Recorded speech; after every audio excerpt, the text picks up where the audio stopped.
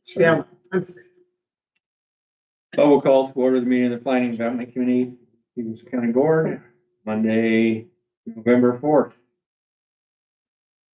We can start the meeting with prayer this evening.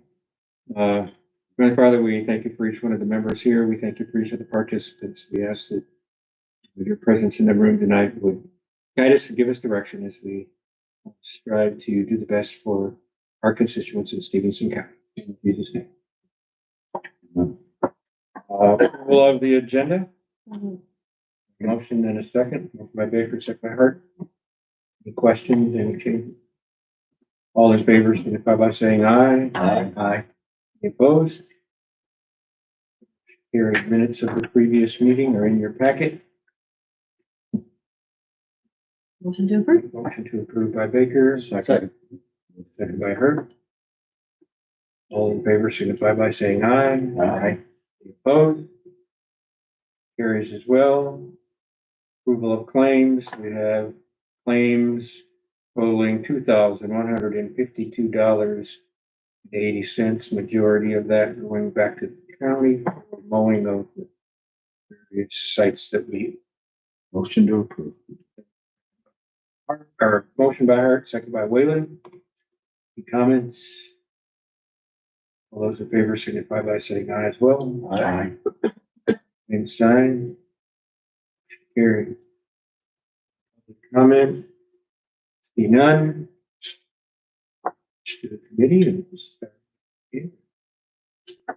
I'm realizing now, as I'm sitting here in front of you, that after I give my report, I'll go down to my car. I have calendars for all of you, as well as a list of November things that are going on. It's a busy last quarter of the year, and Nicole in strategy trying to get that information out has been pushing together beyond our weekly event guide that we distribute, doing monthly calendars and sending those to many different outlets, but large employers as well, and so that they can post those things up in their common areas. As well as we understand that there is a demographic here that doesn't really look on these things for things to do.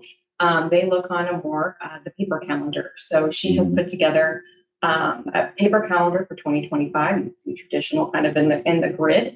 That has been also kind of a source of revenue for us in trying to ask businesses and or organizations to buy space for advertising as well as to promote their event. So we're using a local print shop. We have 800 of those printed. Some were already distributed at the senior resource fair, but they will be around the community at local banks and shortly in your hands before I leave this evening. So we continue to meet with employers. In the past month, met with Dan Hoff in Stega. We're hearing businesses that were related to agriculture industry are doing a little bit of a slowdown right now, which is not unexpected or surprising. But what we have put together is an HR roundtable, which will be held later this month on the 19th, inviting a representative from the Illinois Department of Employee Security, or IDES, to come in and talk about the Illinois Work Share Program. This is a program that employers can use to kind of supplement wages for a period of time to reduce layoffs. The idea of wanting to keep the talent on the payroll so that they don't have to lay them off, which obviously has a lot of ramifications, as well as we've lost talent and you might not be able to pick that talent back up when the business climate picks up. So we have a number of businesses that have already RSVP'd and we'll continue to push that information out. That's an Illinois program. That is an Illinois program, yeah. Thursday, I will be touring and meeting with Snack King, Burger, and Sega with a representative from Illinois Manufacturers Association. They also have some training programs, and we're going to do tours and tour around and just talk about their business and how the partnership and IMA can help. And then next week, I am going out to Stephenson, or what was formerly Cold Lena, to do a plant tour. At the manufacturing day, which was a couple of weeks ago, that was a great turnout of area manufacturers engaging with local high school students. But great opportunity for me to meet with and talk with a number of area manufacturers. Stephenson has not had, in my time with the partnership, a local HR individual, which has really been kind of to their downfall. And the fact that it's really helpful to have boots on the ground here. You get to know what your local partners are and make sure that you have representation at events such as Manufacturing Day. So that was an opportunity to meet with her, tour the facility. And I think there are some talks of expansion in the future, but find out more about what that is. We've concluded our business climate survey. We're in the process of kind of tabulating those results, and we'll be forthcoming probably later in this month, and we'll talk about it in December. In terms of workforce development, we understand childcare is still a key issue. So last month, I went over to kind of look at an innovative partnership that Dubuque has put together, toured a facility along with 2 childcare providers here, Amity and the YMCA YCC. It's a collab in Dubuque. The facility is a collaboration between Dubuque Public Schools, the YMCA there, as well as co-location of their county national services and their city IT offices. They retrofitted a 500-seat call center that was vacant for a number of years that's in an industrial park. So it was never designed to be a childcare facility, but when you think about it, it meets a lot of the needs. There was basically a wide open floor plan, 1 floor, which is key, and they were able to partition as needed where there wasn't direct light to the outside via window. They put in some skylight. So it was actually a very nice facility, but it was very interesting in terms of how they worked with other partners in the community to secure the building in terms of purchase, and how they're going to lease it out. The building will then be condoed, kind of, and each entity will own its own separate section. But they have capacity to expand and are expecting to do so. Again, taking that information back home, how can we have a conversation here? I just met with the YMCA this afternoon, as well as a consultant that they're using to talk about futures for the YMCA in terms of their whole facility, as well as the child care center. And thinking, how are we having this conversation with our community partners, government, as well as employers? What does that look like in the future? So there will be more forthcoming, but it's likely that probably in first quarter of next year, we'll be pushing out a survey to area employers to really understand what their employees' childcare needs are, to kind of try to quantify. We understand how many slots, how many children could fit slots, but that doesn't mean that there is that exact need. So more information will be forthcoming as things develop. Talked about Manufacturing Day. We had 120 kids participate, and they were able to tour, or each school was able to tour 1 facility, but there were 7 different plants that opened up their doors and gave tours to area high school students. Wednesday will be Highland Community College and Freeport High School's career and job fair. There are other area high schools that are going to participate. They were excited. This is the first year that it's been a joint kind of collaborative between Freeport and Highland. They have 41 employers participating. Their max was 45 based on space. So there is still heavy representation as well from manufacturers, as well as other companies in all different sectors. They're expecting around 500 students from area high school, as well as college students.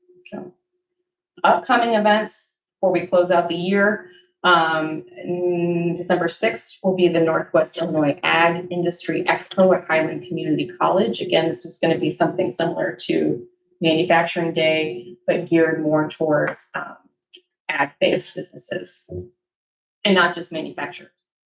On the 12th, we pushed out information, and there's been a lot of, I think, mailers that have gone out around the 2nd Annual International Business Forum. This is hosted by Cabello's office. They did this last year, and I think there was representation from Canada. This year, there's going to be dignitaries from Canada, Germany, Ireland, Japan, Portugal, and Taiwan. So this is a great opportunity for companies to come and kind of start to have conversations of what it would look like if they were going to do business with those companies.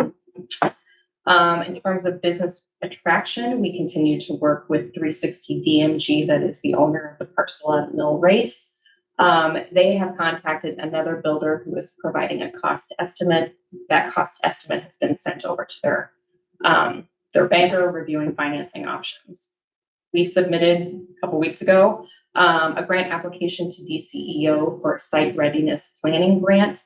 This was allowing us to take a look at some of the parcels along Lamb Road, and we understand that it makes sense for that to be an industrial corridor, but what would need to be happening, this allows us to do kind of some of those due diligence activities. We know that we have advanced past the initial review round, so we will have good news before the end of the year.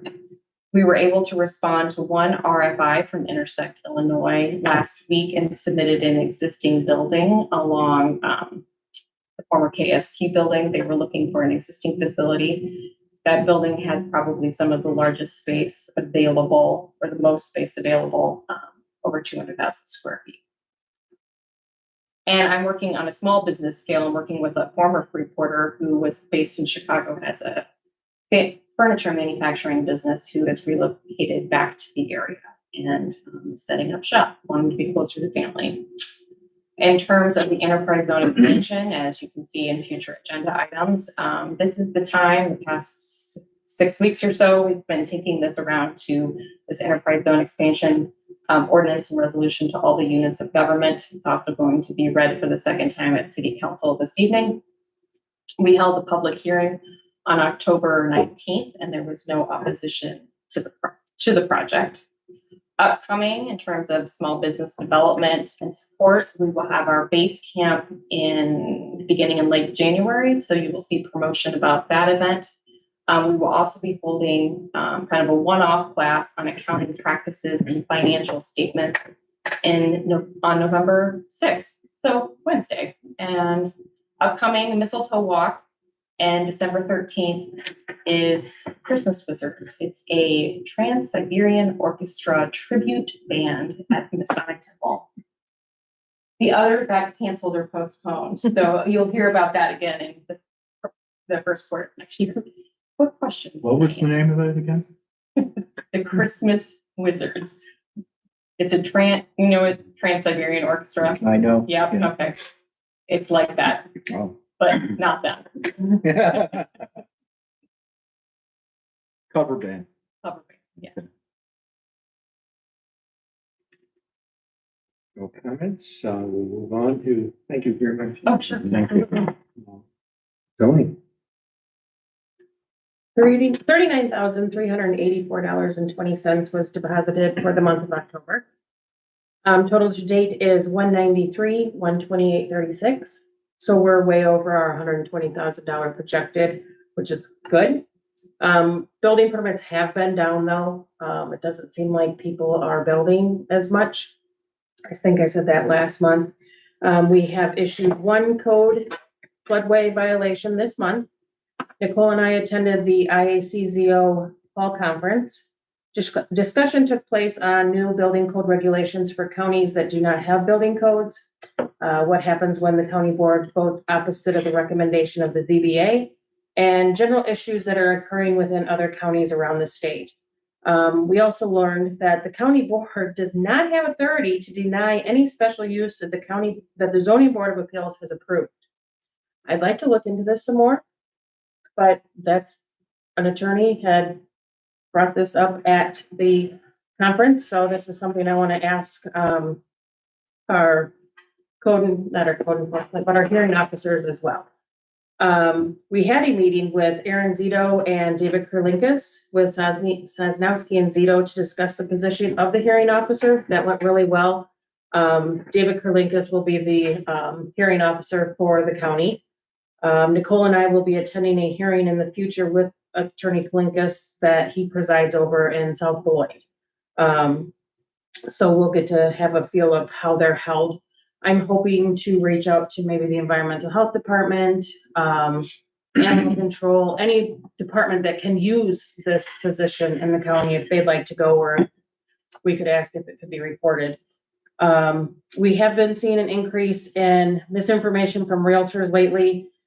A lot of sites have been like vacant lots, land that they state that they're already buildable and they're not. So people come in with a building permit filled out, and I have to tell them, I'm sorry, you can't build here yet. You'll have to go through the ZBA hearing.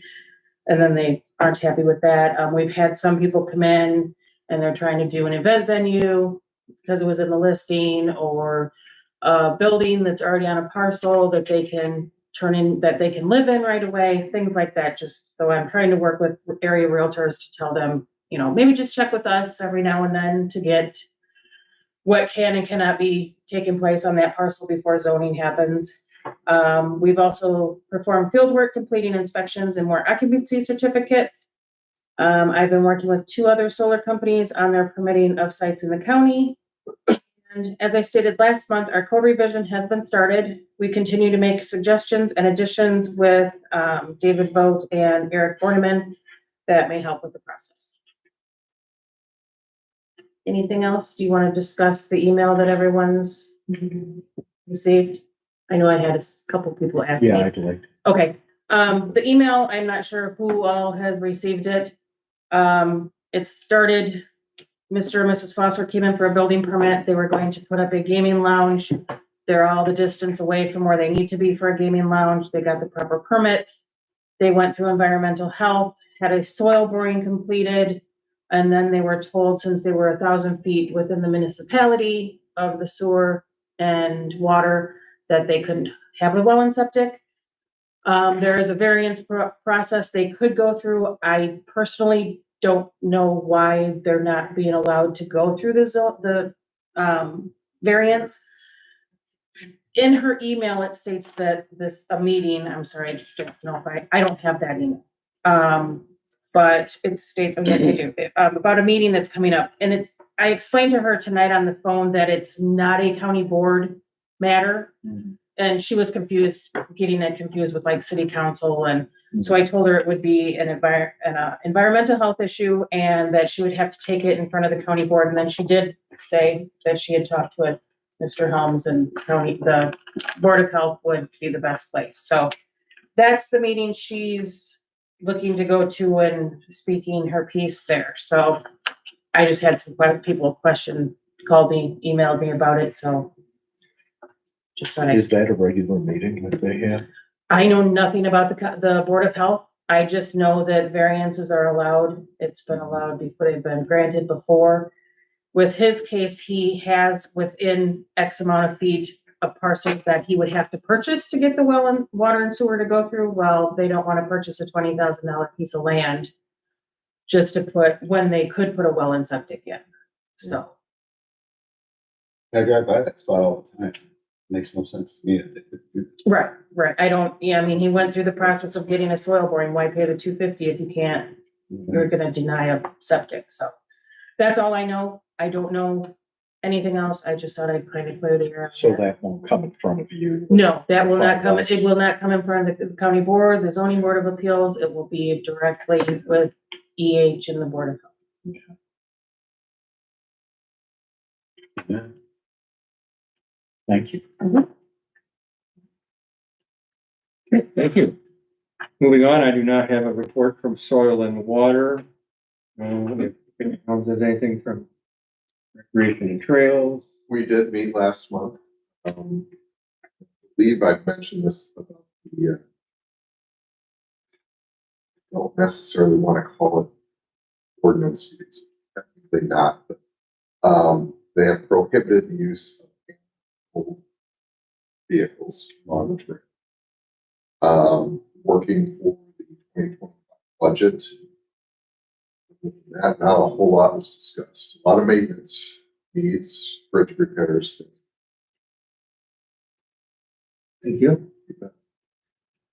Blackhawk Hills, we discussed last month about their sale of fiber, and they're moving forward with hiring a few more grant writers so that they can make themselves more available for that process. Was one of the reasons why we were seeing a reduction from them was the sale of that fiber? It's is the cost. That was a pretty significant amount of money, isn't it? And that we'll see over a period of time. We don't know what it is or when we'll see it or. I know the amount. Those dollars. What is the amount? Like, we'll get it up to you. I remember, Significant. I remember it being really big. But it's cut, that pie's cut amongst a number of us. Thank you. I don't have anything from the strategic planning transportation focus group, so with that, we'll move on to the new business under 8.1, special use permit for the Alexanders on Brown Road. James and Brittany Alexander are requesting a special use to allow for a single-family dwelling in the Ag District. They've had their soil boring performed. It's okay for a conventional septic. As of right now, we have no objectors. Need a motion to approve the special use permit. Motion to approve. I'll second. Motion by Hart, second by Whalen. Discussion? All those in favor signify by saying aye. Aye. Any opposed? Motion carried. On to item 8.2, ordinance amending the boundaries of joint Northwest Illinois certified enterprise. Do you want to address that? Sure, I can give some information and then answer any questions you might have. Or do we want to handle both 2 and 3 together? Well, the reason that you have kind of 2 is that one is amending the boundary of the zone. The other one is, the zone works because there is an intergovernmental agreement between the 6 governmental entities. That in of itself also has a boundary to the enterprise zone. So you have to approve the Governmental agreement first. correct. Yeah. Thank you. Mhm. So that kind of explains what the process is. Approval of an ordinance amending the boundaries of certified. The whole amendment. Second. Second. Whalen, second by Hart. Any other questions? All those in favor signify by saying aye. Aye. Any opposed? Carries as well. On to the resolution to authorize the amendment. Basically, it's saying that that spot that we have addressed in the packet is what we're adding to the enterprise. And it's already basically one is a donut hole within the zone. The other one, there's zone all the way around it. The zone has to be contiguous. So it was nice that there wasn't some sort of 3-foot connector strip. So it was easy to absorb that into the zone. And just so you know that the zone is about 13.5 square miles currently with this 8.57 acres that would be added to the zone. Our capacity is 20 square miles. So we have significant capacity left within the zone. The motion by Whalen. I have a quick question. We had seen, I had some other questions. I know you're getting. We had seen this come before us last year, for a very similar project. That involved, I think, the people that own the rafters. And that's not part of this. No, you mean the guys that came about Yeah, the gas station? yeah, I thought that's that. It's the property behind. So that was a different property and a different project, or? I think at that time, those individuals were more involved in that project. The development kind of structure of the company for the fueling station convenience store is being led by Pearl City Elevator. So it is one and the same project. I think it's just a different lead. Do they still have a truck wash included in this project? I think they're looking at that would be a future phase. The one thing that needs to happen to enable that is an extension of water out to the site. That was gonna be my next question. I know that was, That's one of the reasons that Pearl City Elevator has become more involved as an involved person with that organization, is that with the way that livestock is concentrated nowadays, the feed that they deliver and the products that they deliver out of Alliance Commodities goes to various farms, and those trucks need to be washed before they go to another facility. right. And so that was part of the reason. If you go down to Shannon, Eastland Grain has a truck wash. Every truck that goes to a farm is washed when it returns. Mhm. And that's what Pearl City was wanting to do Mhm. along with, so V. Myers owned the property, one part of the property. And that was part of the Mhm. ARPA money funds, that you should remember us talking. Right, and we couldn't do that for. Well, I'm just a comment, I'm always in favor, can be. Can't see why we pass this along and if the board is. Do we have a motion? Is I'll there make a second? Oh, we have a motion? Mhm. Oh, I'll say. We let you talk anyway. Okay. We have a motion and a second to approve the amendment to the IGA. Of the enterprise. Fund. All those in favor signify by saying aye. Aye. Any opposed? Moving on, any other old business at this time? See any other public comment? Motion. to Anybody adjourn. have anything else? Chairman, anything you want to add? No, sir. Thank you. Anybody else? Motion to adjourn. I just did. You did You got it. I was behind the curve and now I caught up, so. I don't know how. Get behind the curve. I didn't know we had a motion. Who they sold to. Thank you. You're welcome.